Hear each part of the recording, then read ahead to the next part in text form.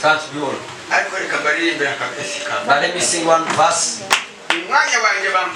In my time, I'm going to use in all that. I'm not going to cheat you.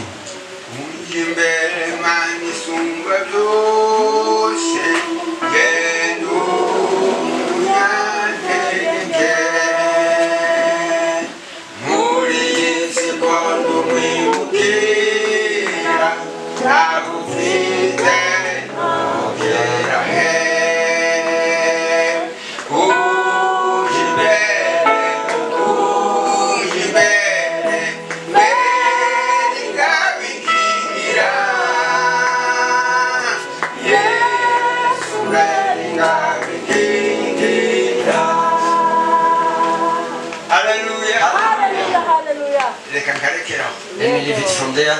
And I thank God. The wonders of God you can't know. The songs which were sung here, I was saying that at least they can continue and go home.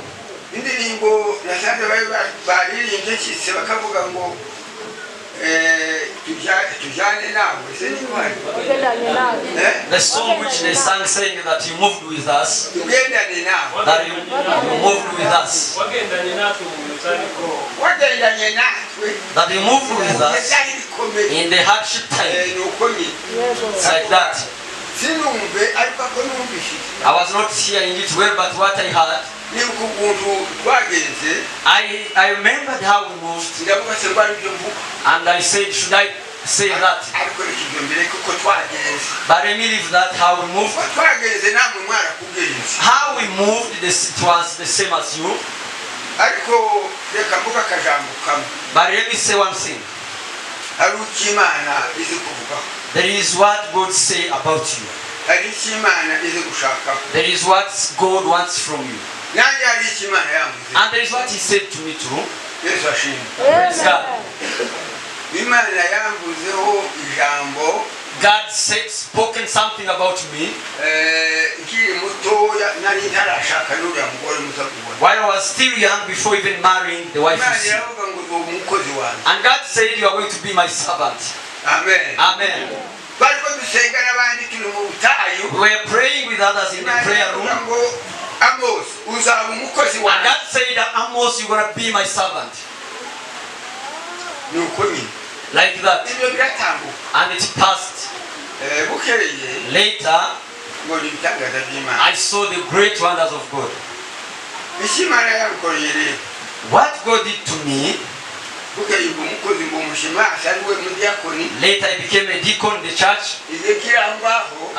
While I was still in that service, we were attacked by the killers, rebels. They came in the pasture land that we were, and my friends died. Others were wounded, but I remained. I didn't die, and I did not even get an injury. That day I cried. I cried the whole day. The whole day I cried. Saying to God, why didn't you kill me?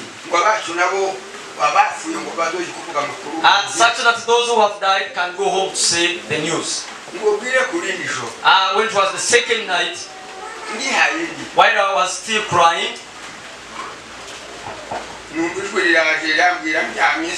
I heard a voice came, spoke to me while I was sleeping, and said, why are you crying? Do you know what I said about you? Have you reached on it? Do you know that I said about you will be my servant? Are you still remembering that? And I say, God forgive me. Very in the morning I told my friend whom we were sleeping together, and I said, you should forgive me, you know, you saw how I was. But God has said to me, He liked me to remain so that I serve Him. that I thank God. Now you see the age I am. What I want to mean. I'm very old. I became a deacon and a teacher and a pastor. And I got a passion. I was given an and I told them that my years are not of still serving. But up to now, God still wants me to serve. Do you understand that kind? Do you see my son, the last born? I'm very old. Praise God. The second thing, I thank God.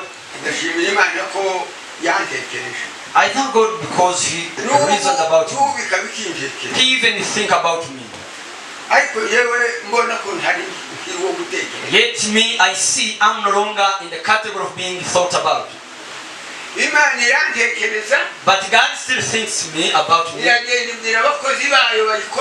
And when told the servants, the pastor, and told them that I'm thought, and they thought about me also. Hallelujah. Amen. And I heard the pastor calling me that on Sunday it is you who's gonna preach. And I got like scared. He called me on the phone. I told him it's okay. What I will manage, I will say. But I said I'm going to ask God. And I asked God, He accepted me. And now you see my brain is growing up. What I've planned goes off. I look after what I was going to say, it goes off. What God is going to enable me, you are going to receive that. Hallelujah. Praise God. I said, God, you accepted me to serve, and I serve all the people like this. I'm going to be their preacher. What am I going to feed them? God gave me a word to serve you, and you should receive it also. I welcome you to the word of God. Amen. Amen. Let's read in the Bible, the book of God.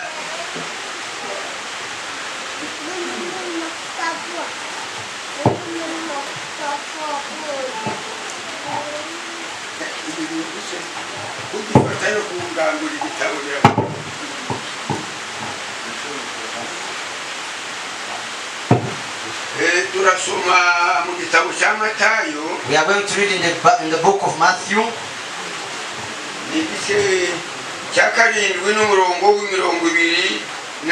Chapter 7 verse 24. Matthew chapter 7 verse 24.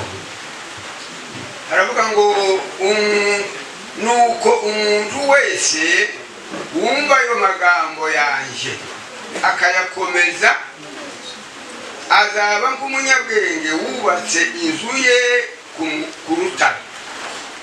Imvura iragwa, imivu iratemba, umuyaga urahuha, byose byikubita kuri iyo nzu ntiyagwa, kuko yari ishinzwe ku rutare. Kandi umuntu wese wumva ayo magambo yanje ntayakomeze azaba ari nk'umufafa wubatse inzu ye ku musenyi. Imvura iragwa, imivu iratemba, umuyaga urahuha, byose byikubita kuri iyo nzu iragwa, kandi kugwa kwayo kwabaye kunini. Amen. Amen. Let's read in the book of Colossians.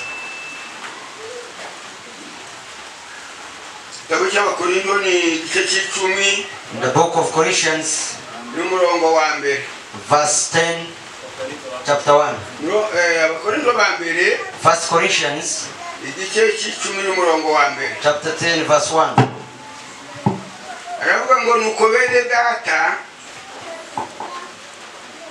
nuko bene data sinshaka ko mutamenya ibyabasogokuruza bose bari munsi ya cya gicu kandi yuko bose baciye mu nyanja yigabanije bose bakabatirizwa muri icyo gicu no muri iyo nyanja gutegekwa na Mose bose bagasangira bya byo kurya by'umwuka na bya byo kunywa uko banyogaga ku gitare cy'umwuka cyabakurikiraga kandi icyo gitare cyari Kristo ariko abenshi Imana yabashimye abenshi muri bo Imana yabashimye nicyo cyatumye barimbukira mu butayu ngo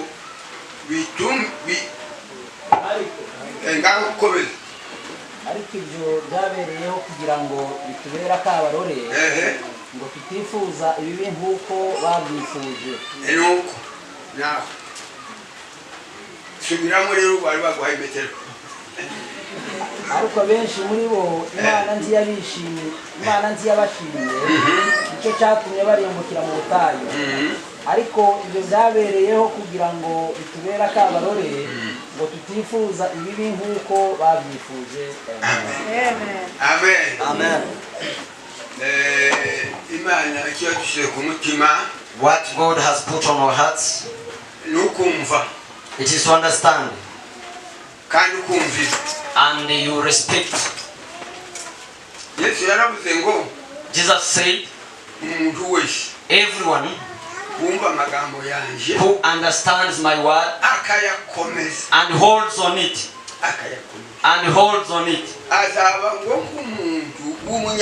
that will be like a wise man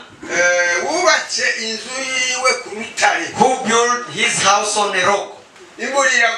Rain came, streams came, and wind came. They all came against the house, but did not fall. Hallelujah. Amen. They all of them, they had to fall on the house, but did not fall down, because it was on the rock. Hallelujah. Hallelujah. Because it was built on the rock. Then someone who hears my words, that is what the mouth of Jesus speaking, and even Matthew wrote, so that should not be forgotten. Everyone, now as we are here all, is there anyone who is not a human being? I think we are all human beings. Everyone who hears my words, the words of Jesus, and holds on it, will be like a wise man. You know how the people admire wisdom. Those who all study, they want knowledge. All these materials that were made by wise people, they are even still advancing, going to the moon. People admire that and they concentrate on that. So wisdom is so good. But there is wisdom which is not good. James wrote and said, there is human wisdom and animal wisdom.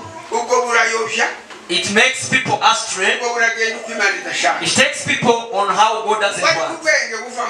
But the wisdom comes from heaven. It is pure. It is good. It is righteous. And even respect. Wisdom. There are two things move in parallel. When there are two. in pairs. Even in a human being, there are two people. One likes me, and the other one rebels. Even in wisdom, it's like that.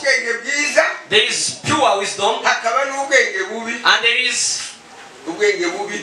is animal wisdom. The wisdom that makes people move astray. That is human wisdom. And Jesus said, a wise man, he knows how to build. And he builds on the rock. He should build on the rock. Rain will come, and streams will fall, and wind will blow. They will all fall on the house. They will all get away to go to the house, but it will not fall down. Someone who has the word of God, troubles are too many, temptations are too many, situations are so great. They come all and fall on you. You fall sick. Even your children get sick. Your people die. You even get poor. You get hungry. You even wear nothing. They all come and fall on you. But the one who holds on the words of God, they put him not aside. Hallelujah. Hallelujah. They cannot make anything on him. They come just go against it, and it is stand strong on the rock.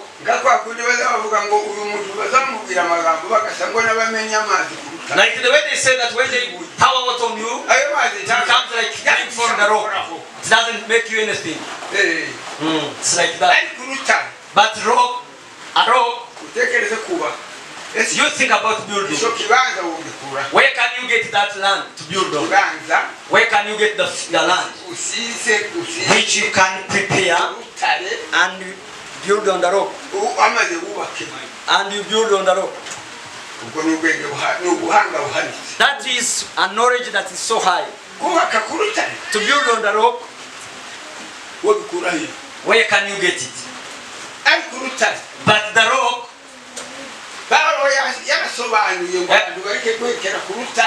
Paul explained and said people should not just remain on reach on the rock. But he said that rock which Israel moved with, it was Christ. God revealed that Jesus is gonna be revealed. And Paul wrote to the Colossians and said, brothers, that I don't want you to ignore the history of the forefathers. But God removed them from Egypt in the slavery. They moved when they saw in trouble. They faced hunger. They were thirsty. They were wearing nothing. When all came upon them, they could come to Moses and say, Moses, why did you remove us from Egypt? Do you know how we're so comfortable even though we're in the slavery? That they again admire the meat they ate in Egypt. But God, because he chose Moses to lead the nation of Israel. And God said to them, go tell them should be strong and continue. When they reached on the sea, after seeing that the Pharaoh people are behind them, they said to Moses, didn't we tell you about this? People now face problems and come to their pastors. You're the one who caused these ones.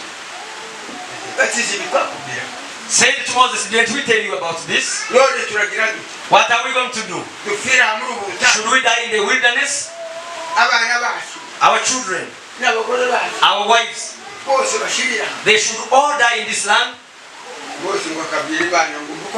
And Moses could tell God that listen to what people are now troubling you. But God said to Moses, you tell them to continue the journey. What do you have on the hand? I have a stock, a rod that stretch it to the water, and they got away the water divided. They moved across the dry land, and the soldiers of Pharaoh were behind them. As one of the Israelites was on the other side and this on inside the water, he even said to Moses, God, stretch you again to the water, and the water came over them. They saw the miracles. When they got hungry,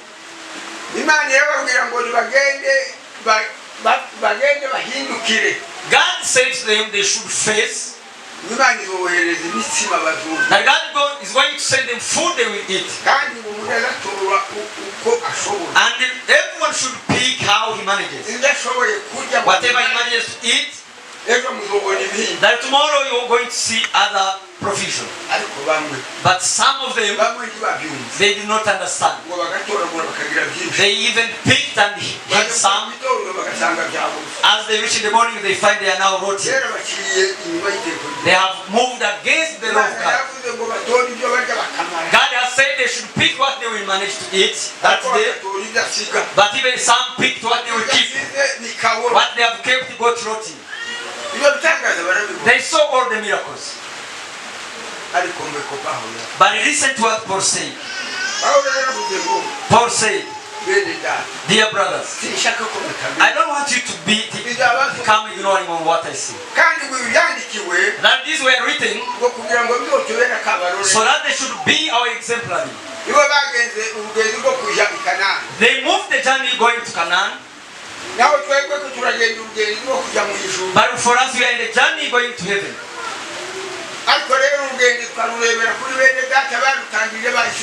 But we moved seeing them, Israel. But they were not, God was not happy for them. Most of them, God was not happy for them. But some of them, few who accept the rules and did what God wants, they reached. And Joshua and Caleb,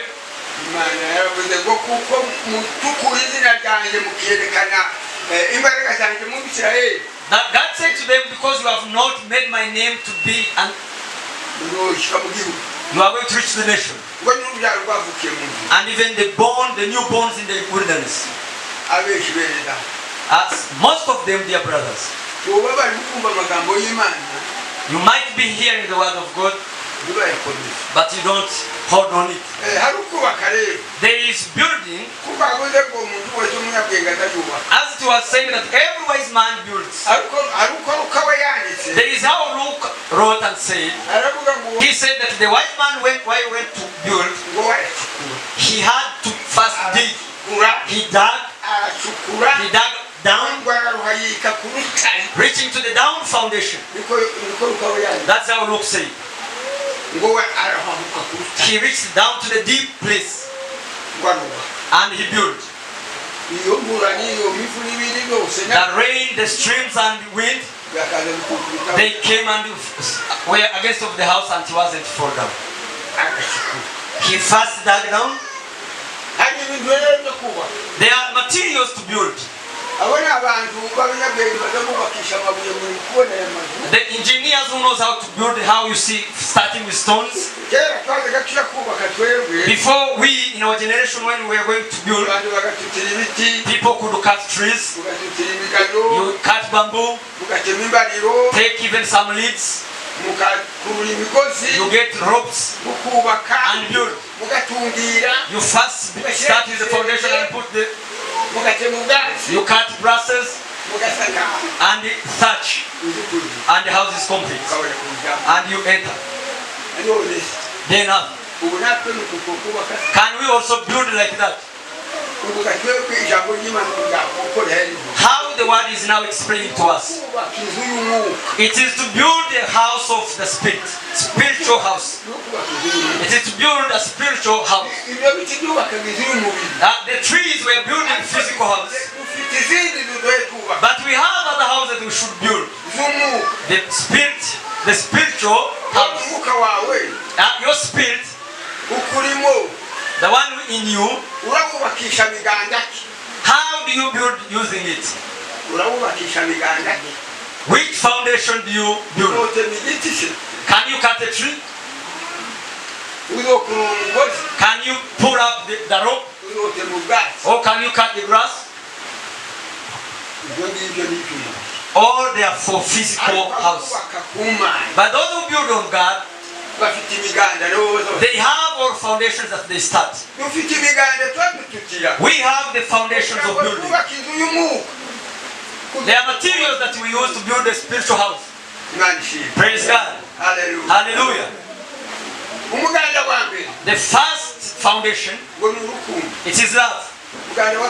Second, it is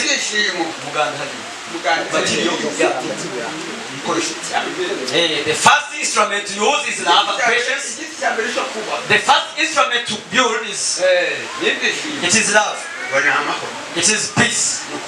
It is kindness. It is goodness. It is humbleness. Patience. Those are the materials to build a spiritual house.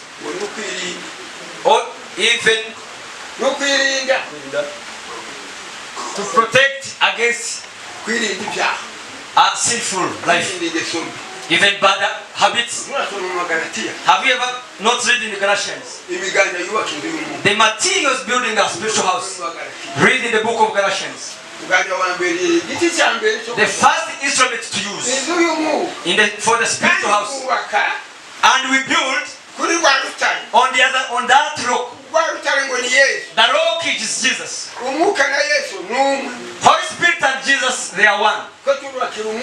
We are building for the Spirit, and we build on Jesus. Hallelujah. Praise God.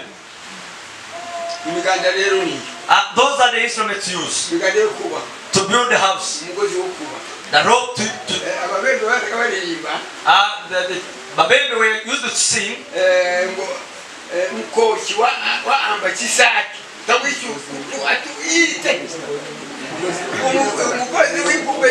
The rope of three types. Even if you try with your force, you can't cut it. That is a rope to use to build a spiritual house. You should bind, you should be bound together.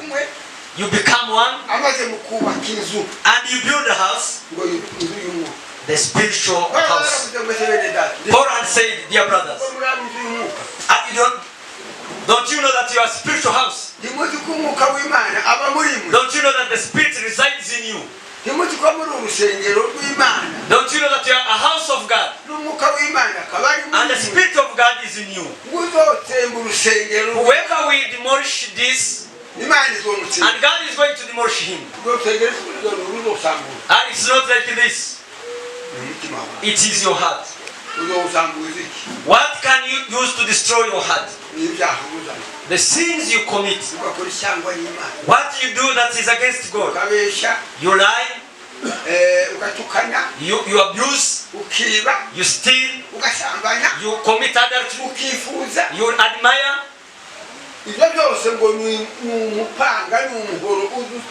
All that is a panga you use to cut and demolish. You demolish a spiritual house and it gets off. But whoever will demolish it, God is also going to demolish him, to destroy him.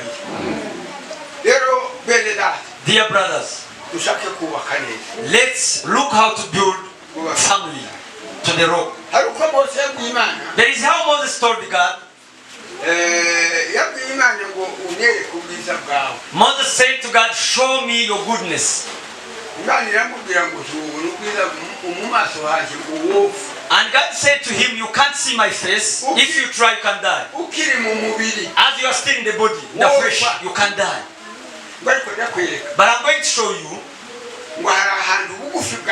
There is a place near me. There is a place near me which we are going to stand. And I will come and bypass. And when my goodness shines upon you, I'm going to just face you with my hand, so that when I cross over, you will see my behind part. Praise God. You are going to see my behind neck and you follow me. Which means you cannot go before God. You must go behind and follow God. God should be your step forward and you follow Him. You follow God. Don't you know that how it went to Enoch?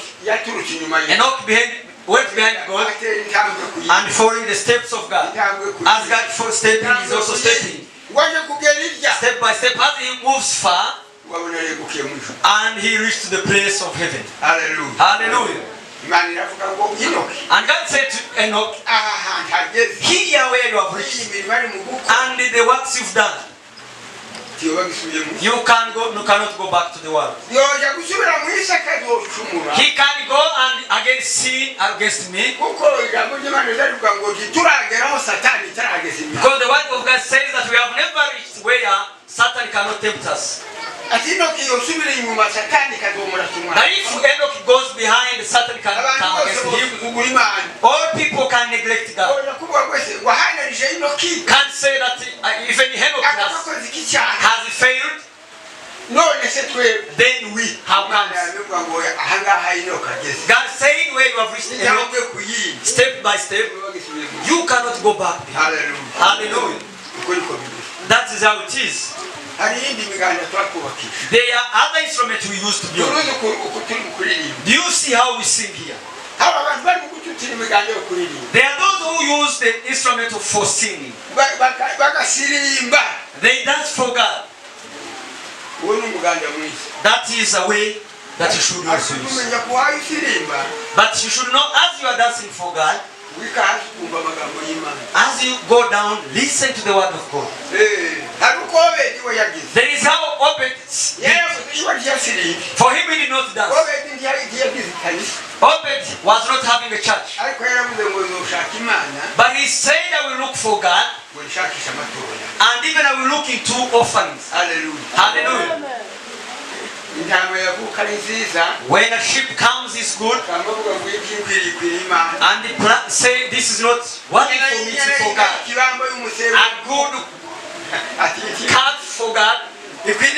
When it comes, he says it is for God. Hallelujah. And he gives it to God.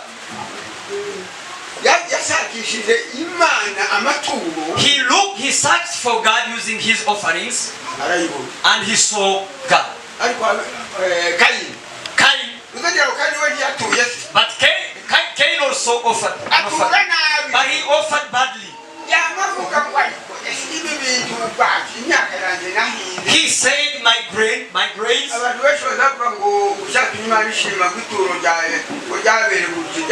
Most of people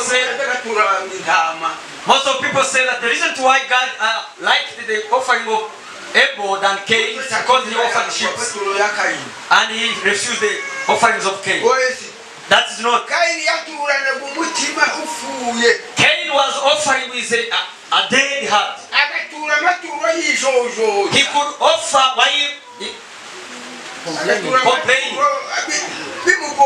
It was very hard for him. Saying that my brain that have and God has put some rules.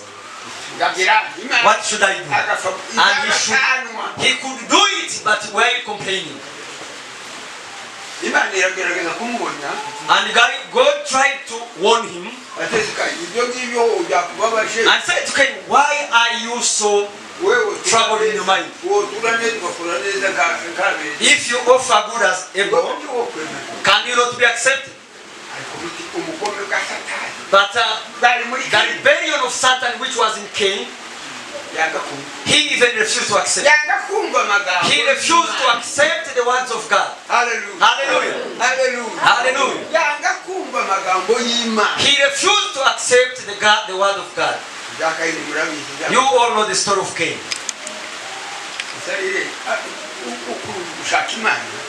To look for God, it is in too many ways. Do you know about Job? Job could offer his offerings and let his children go for the parties, as the way we are partying here.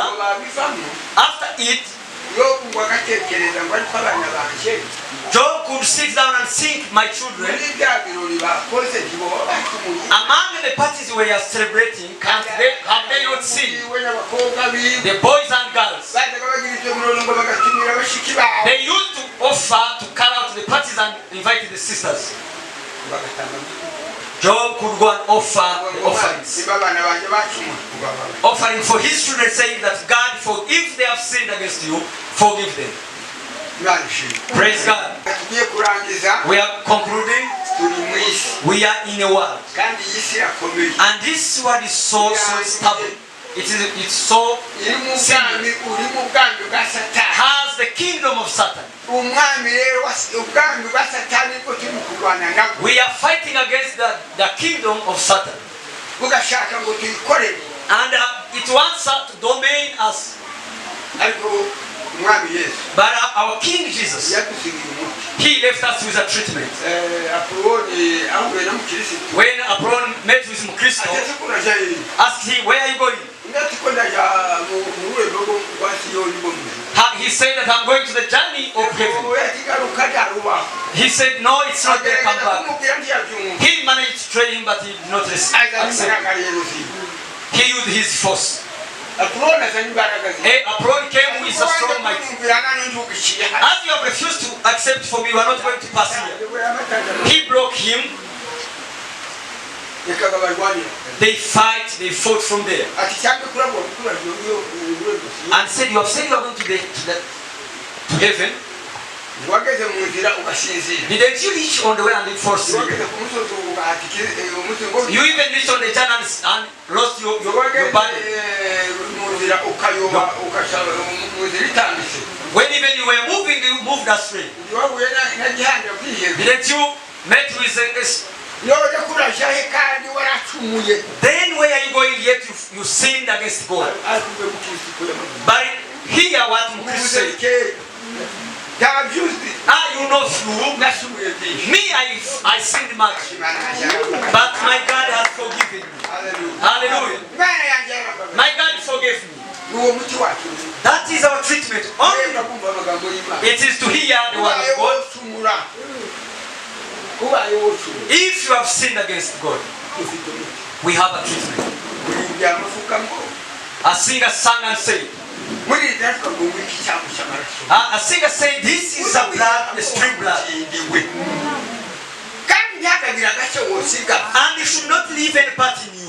Come all and immerse your body in the blood of Jesus. Hallelujah.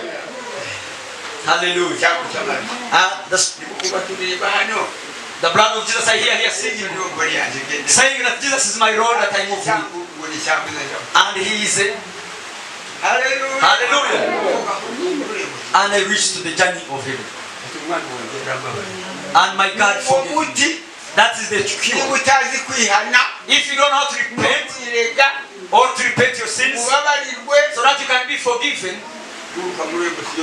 it is very hard for you to reach to the journey of heaven. Even if we are still in the world.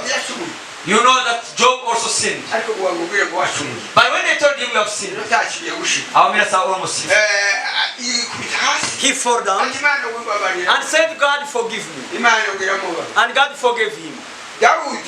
David, among the heroes who went to heaven, he is the number one. But because he was in the world, Satan could attack him. But when he knew how to repent, God forgave him. Dear brother, that's the only treatment. If you ignore the cure of repenting, reaching to heaven for you is very hard. Receive the word.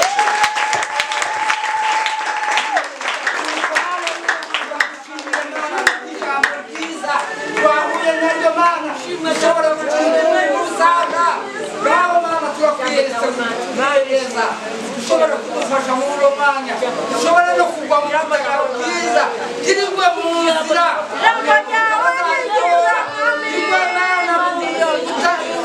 mu butaka bwiza twebwe mana ngaho mana tugire neza ijambo ryawe ni ryiza dushimiye mana kuko ijambo ryawe ryiza ijambo ryawe ni ryiza ryo kureba imitima yacu rigashobora gucura inkumbi mu sana ngaho turabishyize imbere mana tugirire abantu bose kuko tugusaze mu izina rya Yesu amen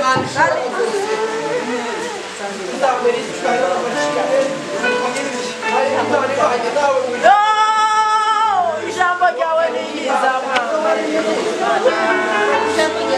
ijambo ryawe ni ryiza Imana iyo Mana ubwira abakoresha umuhanda